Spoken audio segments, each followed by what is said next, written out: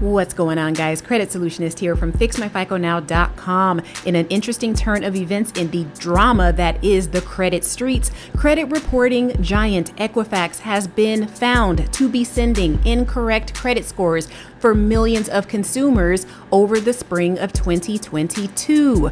They're claiming that it is a technology snafu and that it has no major real-world impact. That's a quote directly from Equifax themselves. Let's dive into this a little bit more so you can find out if you were a person that was affected and what Equifax has to say about their blunder.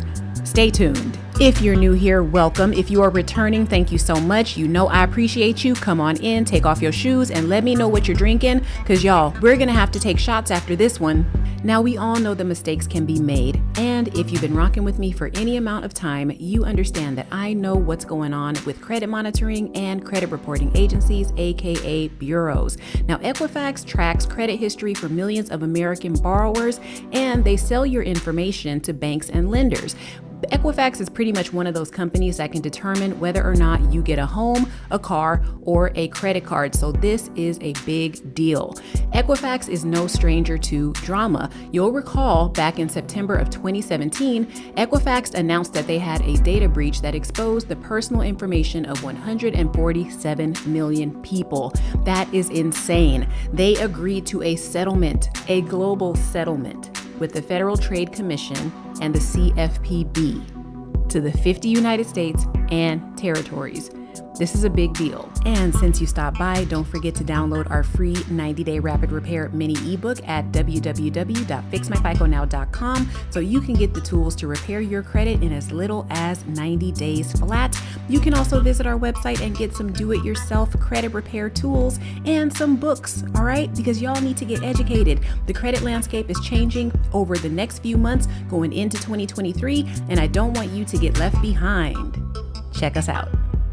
Now, at first, Equifax tried to deny any of these allegations by refusing to talk to the press. But after it was reported that they are paying one of their CEOs a $25 million sign-on bonus, they figured that they had to actually come out and say something about these allegations. Now, as you know, they are one of the three major credit reporting companies in the United States, and they came out in a statement and said that some of the credit reports were affected up to 25 points. Now, on the surface, that does not sound like a big deal. Think about it. Most credit ratings go from 300 to 850. However, when you put it into context, let's say you were trying to get a mortgage and you were within 25 points of becoming eligible for that loan, but because of Equifax's mistake, you were not qualified because of those 25 points.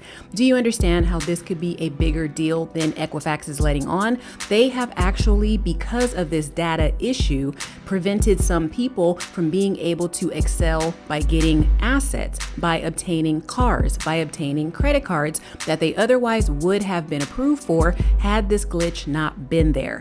I have a feeling that this is going to result in a huge complaint with the FTC and the CFPB, and Equifax is going to end up having to pay a settlement, much like they did in 2017.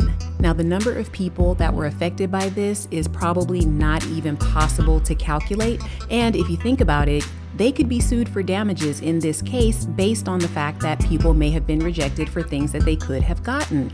Now, keep in mind, because this is going to be really hard for them to actually track who was affected by this, you guys are just going to have to do some guesswork and maybe be able to reach out and see if you're going to get a part of the settlement. Now, they haven't said that there is a settlement, like I said before, but I have a very strong feeling that we are going to see something of that nature, just like in 2017. Now, if you want to get an idea of some of the financial institutions that were affected, if you had an application with Ally Financial, JP Morgan Chase, or Wells Fargo specifically, you may be one of the people that were affected if you had a denied credit application in that time frame, which is spring of 2022. So you may want to look at your credit report and look at the history of the inquiries on your credit report to see if you may have possibly been affected. Now, keep the records for yourself for now, because we really don't know what the result of this issue is truly going to be.